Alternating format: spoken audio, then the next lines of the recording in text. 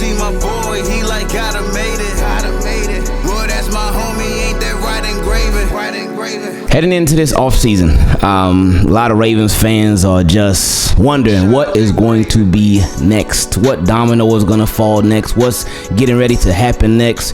Who's it going to be? Where's it going to be from? What's going down? And while we all patiently wait, there's some Ravens fans that are feeling very pessimistic about things, and there's some Ravens fans that are feeling very optimistic about things. And wherever you fall, wherever you land in between the two, you are more than welcome to continue to share how you feel, which I appreciate that y'all do, and the reasons why. But there's one Ravens fan that we're going to hear from in a little bit that's going to let us know why he's actually more hopeful this offseason than he was even last offseason. And I'm interested to see what he says about that. But before we get into it, let's give a shout out to the newest Team Keep It Clean patrons. My guy Dion and Shang. Appreciate the both of y'all for being Team Keep It Clean patrons. If any of y'all would like to become a Team Keep It Clean patron, you can go to patreon.com/Ingravenvids. And if you don't want to, that's fine as well. I still love you. Don't worry. The love, it ain't disappearing. So, first question came from my guy Asmodeus. He said, hey, Engraven, 10 reasons I'm more hopeful this offseason. Oof. Hey, Engraven, Asmodeus here. It's been a really long time since I've done question from subs. This isn't a question from subs, but rather a conspiracy theory from a subscriber. I wrote this theory in another channel's comment section, but I would like some discourse with you as well. Okay, all right, so we're getting the leftovers, but that's okay. I ain't mad. But nah, I appreciate you. I appreciate you, man. Shout out to you, man, because Asmodeus been he's been rocking with the channel for a long time, a super long time. And then what I appreciate about him, when I go to other Ravens channels too, I go see him over there as well. So he's a big supporter when it just comes to Ravens content, Ravens videos, just Ravens content creators, whatever you want to call it. He be supporting a lot of people, so I appreciate that, man. He said, this might sound strange, but I feel much more comfortable with the Ravens this year than I did last year. Things are kind of making more sense, or I'm just crazy. Well, I'm going to take the latter. This is my theory based on what I'm seeing. All right, here we go. Number one, Wink Martindale was released because A, he was bullheaded about blitzing 100% of the time to where it started becoming predictable. B, he wanted to bring Mike McDonald back, who was a part of the organization for like 5 to 6 years. Is this like a multiple choice, or are you just listing different reasons? Because I think it was, I don't know, man. I don't know what it was, man. Because again, Wink, he was not a bad defensive coordinator, but health played a big part in everything. Because he ain't had no guys left. Everybody was hurt. Everybody's getting hurt. Everybody got hurt. So everybody just went down. But at the same time, while everybody went down, you got to be more responsible because he was still leaving guys on islands and whatnot. And it was just a lot of the same stuff. I feel like if Wink would have stayed, the defense would have been just fine because you would have had so many guys back. But that's one of those things where we'll never know. We'll never know. But anyway, number two. The reason they didn't fire Roman last year was because A, Wink's replacement was already identified way in advance. B, the Ravens felt that firing both offensive and defensive coordinator in the same year would ultimately result in a near rebuild. Harbs has stated he doesn't want to do a rebuild given his age. Or C, Wink was already on contract and Bisciotti probably didn't want to pay for 2 OCs. Oh, so why they didn't fire Roman? Oh, okay. So I mean, yeah, they apparently had this option year. But it's, I don't even feel like getting into it because it just got confusing to me on how it worked. But Wink's replacement was already identified way in advance. He probably was. I think, especially with it being Mike McDonald. Like, they went through them other interviews and whatnot. And they're like, okay, we'll think about it. We'll let you know. Okay, hey, we'll keep in touch. But they knew Mike McDonald was the one. Now, the B one, the Ravens felt like firing both offensive and defensive coordinators in the same year would ultimately result in a near rebuild. I mean, yeah, because like you really be starting, not necessarily from scratch, because you still have your head coach, but a new offense and a new defense. Ooh, but to sort of spread them out, it's like, oh, okay, it don't look so bad. But if you would have got rid of both, it'd be like, whoa, we doing a new scheme or something on offense and defense, so. That would be a lot of learning for the whole team. But hey, it happens, and teams make it work. So, but anyway, number 3, Lamar hasn't signed long term, not because of the money, but because he hated working under Roman. Lamar ran air raid offense with Bobby Petrino. He and his mom were adamant about not wanting to play as a running back or wide receiver in college. That is true. Roman used Lamar like a running back in his system. This also explains why Lamar recently will look for the pass in lieu of his legs, even if there were clear running lanes in front of him. I believe he held up contract discussions because he didn't want to sign until a system better suited for him was in place. That I could see. That's something that I could definitely see. Like, oh, Roman's still gonna be here. You think I'm gonna still run the same stuff? And he's gonna be the offensive coordinator? Oh no, I ain't doing that. I gave y'all 4 years of that. I ain't doing that. Either he goes or I go. Maybe both will be. I don't know. We'll see how this offseason goes. But anyway, number 4, Lamar now no longer needs to worry about Roman. Lamar will continue to hold out until an OC is signed that has a more developed passing attack. This explains the recent interview choices. However, I think he does sign if the Ravens choose an OC that is more to Lamar's liking. I also think Harbs won't be as hesitant to sign the best OC for the job, unlike before, because he is getting older, so he's probably planning a retirement fairly soon, which means either the new OC or Mike McDonald likely becomes a successor. Oh, you think Harbs will switch stuff up like that to where he would hire somebody that could be his replacement? That would be something. That would be something. Now, Mike McDonald, he's young. He's like 35, 36 years old, so super young. Zach Robinson, who they interviewed, he's 36 years old, so again, super young. Especially for a coach. That would be something. That is certainly a different way to look at things. I don't know. I was gonna say I don't see Harbaugh like switching that up, because usually the hires that they bring in ain't guys that's about to replace Harbaugh. But I guess we'll see. I guess we just gotta wait and see. So Harbaugh hire Eric Bieniemy, and then that'll let me know something. Anyway, number 5. I think Ravens are serious about changing the wide receiver room. I wouldn't hold my breath for DeAndre Hopkins, given his contract and that he's still signed. However, if the Cardinals are willing to do a third, a fifth, and a 2024 third, or the second, the Cardinals might be willing to move off D-Hop. But the question remains, would the Cardinals be willing to keep paying half his salary for 2024? If they did, I could see this trade being made with a restructured contract in 2025. D-Hop knows he ain't competing for a championship with the Cards next year, with Kyler Murray expected to miss significant time. So as long as he's paid the same, I think he accepts a trade with a contender. And yeah, he does have the, I think he has a no trade clause, so he gets to choose where he goes. So I think he would definitely want to go to a contender. So we'll see what happens with that. As far as them being serious about really changing their wide receiver room, for me, it's seeing is believing. They could say all the right stuff, which was great. I love what they said, but for me, you said it, let's see it. That's it. Number 6, I think the Ravens would still draft Addison or one of the top wide receivers in the draft. I ran 4 mock drafts with Addison being available in every one of the simulations. I would hope so, because I feel like for whoever the quarterback is, hopefully it's Lamar, but for whoever the quarterback is, they need to load up. They need to load up and change the way that they do things. They got to load up. Number 7, Bateman and Devin Duvernay are coming back next year, and Bateman has looked really good when healthy. My theories would give the Ravens essentially 2 or 3 number 1 wide receivers and a really good kick returner. Now, I know there's been a little bit of speculation on the possibility of Devin Duvernay coming back, a possibility of him getting traded or something like that. We'll see. For me, the more the merrier. The more you got, the merrier. He would be in... No, he was drafted in 2020. So 2020, 2021, 2022, okay, this is the last year of his deal. So decisions will be made. Because, again, Eric DeCosta, he like making the decisions early rather than later. Well, except when it comes to Lamar. But he like making them early rather than later when it comes to either re-signing somebody. Or actually, it could actually pertain to Lamar, too. So we'll see. Hopefully it didn't. But he'll sign somebody early rather than signing them later. So we'll see what happens with Devin Duvernay.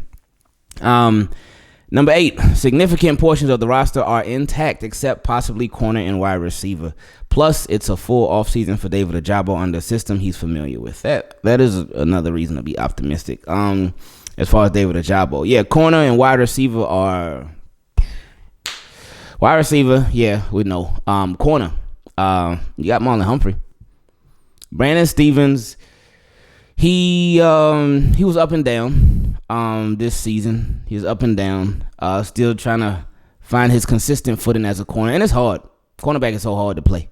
It's super hard to play because you can be having the time of your life out there, having a great game, and all of a sudden one play changes everybody's outlook on everything. And it could even change your outlook on everything because you're like, man, I've been locking this dude down. Then all of a sudden you give up a big play, and it's like, oh man.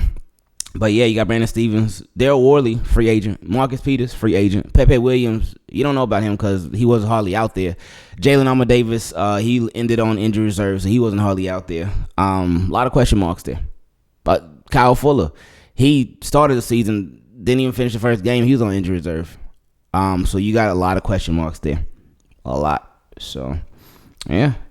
Number 9, he said, I could see the Ravens do a cornerback number 2 by committee with a rotation between Brandon Stevens, Jalen Alma Davis, and Chris Worley. Or Daryl Worley, but I think you were thinking of Chris Wormley. I think that's who you got it mixed up with. But, for me, I wouldn't want to see that.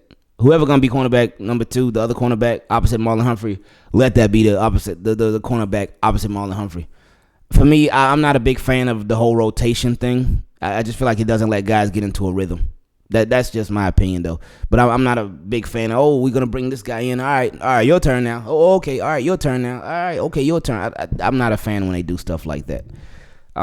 So, number 10, Mike McDonald gets another full offseason with most of the main roster from this season. Well, yeah, that is another reason to be optimistic because now it's less of learning. It's still going to be some learning, but guys will be a lot more comfortable.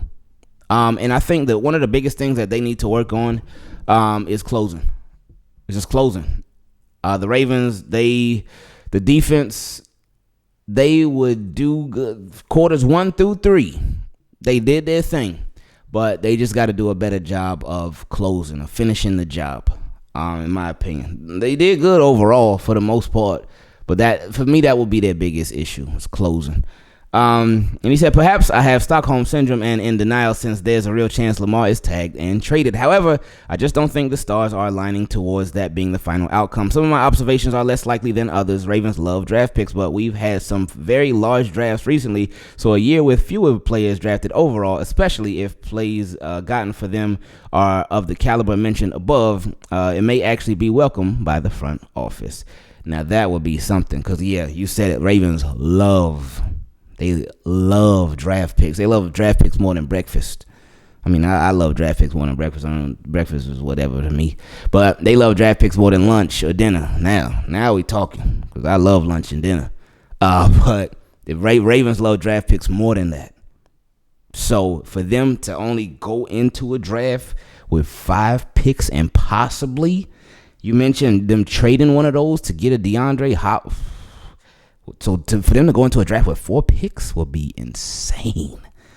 It would be insane for the Ravens to do that. I don't think they would. I cannot see no Ravens team, especially under Eric DeCosta, even under Ozzie. I know they talked about, there was a draft where he drafted 4 picks with who was it, Stokely? Did he say Ed Metallo, Chris? I forgot who the 4 picks were, but I can't see it happening now. Yeah, it happened before. I don't see it happening now. I just can't. And then he said, last, you probably saw me make some comments this season that were way more negative and possibly toxic when comparing my usual self. I've been mentally preparing for the departure of Lamar Jackson. It would have crushed me since we missed the playoffs 4 years in a row before he was drafted. Also saw a comment from some random dude on YouTube who claimed to have played Madden with Hollywood. He explained that the whole team hated Roman, and he put in parentheses, that's confirmed, and that Lamar wants to be a Raven for life, consistent with what Ravens organization has been saying. Yeah, I did. There was Hollywood was streaming on Twitch like 2 weeks ago. And I think he said that he ain't really have with Roman. It was the scheming and stuff, and it was the not being willing to change stuff around. It was something like that. I forgot what he was saying. But anyway, he said, God bless you and your family, and to all the team, keep it clean. And as we say in Lunar New Year, Kung Hei Fat Choi. I probably said that wrong. This means may you have all the prosperity over the new year. Really every year, not even just a new year. Just y'all just continue to do your thing. Whether it's a new year, or old year, middle of the year, end of the year, beginning of the year, whatever it is, y'all just continue to do y'all thing and keep doing your thing, man. I appreciate y'all. Love y'all, Asmodeus. Thank you for the very detailed breakdown of 10 reasons why you're more hopeful this season than you were last offseason. And now we just got to wait to see how everything lines up. Next question came from my guy Gareth, who is a Team Keep It Clean patron. He's been one for 2 years. Appreciate it, Gareth. He said, "Hey, Ingraven, shout out from Ireland. How are you and your family keeping?" Hey, we doing really good. I appreciate it. He said, "What was your biggest takeaway from the Ravens in the season presser? Except Lamar's contract or OC vacancy. My biggest takeaways were just really, everything that they say they plan on doing. They want to get Lamar's contract done. All right, cool. They want to upgrade and rebuild the wide receiver room. Okay, cool. And them actually acknowledging that. I appreciated that. I really did. And then them acknowledge, hey, Lamar going to have some input on the OC. Okay, I appreciated that. I really did. All of that. So all of that. Really everything that they said, because they said a lot of good stuff. But my biggest takeaway was, all right, you said it, let's see it. That's it. You said it, let's see it. Because that's, again, you can say all the right things in the world, but now, all right, let your yes mean yes. He said, love everything you stand for, and as you know, I'm a channel member and a patron. Is there any other way I could support the channel? Just by watching the video. That's it, man. You keep doing what you're doing. I appreciate it, everything that you do for the channel. So you're good, man. I appreciate it, man. How's Pookie keeping? Stay safe and blessings, and Team Keep It Clean. Oh yeah, she's doing really good. The last question on this rather short episode of Questions from Subs came from my guy Tyrone. He said, "Hey buddy, LOL, hope everything hope everything is well with you and the family. Shout out to Team Keep It Clean as well." Yeah, shout out to Team Keep It Clean. Shout out to all of y'all, man. I'm concerned about the offense for next year. Assuming Lamar's still our quarterback, how's the offense going to look? John Harbaugh reiterated that we will find a coordinator that fits our team's identity in Baltimore. Those words didn't sound promising. In order for us to change, our personnel also has to change. Yeah, that's true. I agree. I agree 1,000%. I do remember when he said that. So we'll see. Hopefully, he was just like sort of doing a bait and it's going to be a switch. But, we'll see.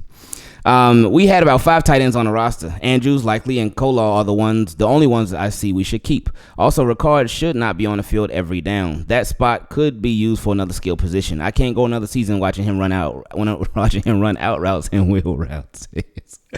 Hey, look, with Ricard, a lot of what he was doing was because of injury. And like offensive line was banged up, so he needed to sort of serve as an extra offensive lineman. Nick Boyle as a tight end was banged up. Charlie Kolar wasn't ready yet. Isaiah Likely was a rookie. Josh Oliver only been on the team for a year, but he was out there as another tight end too.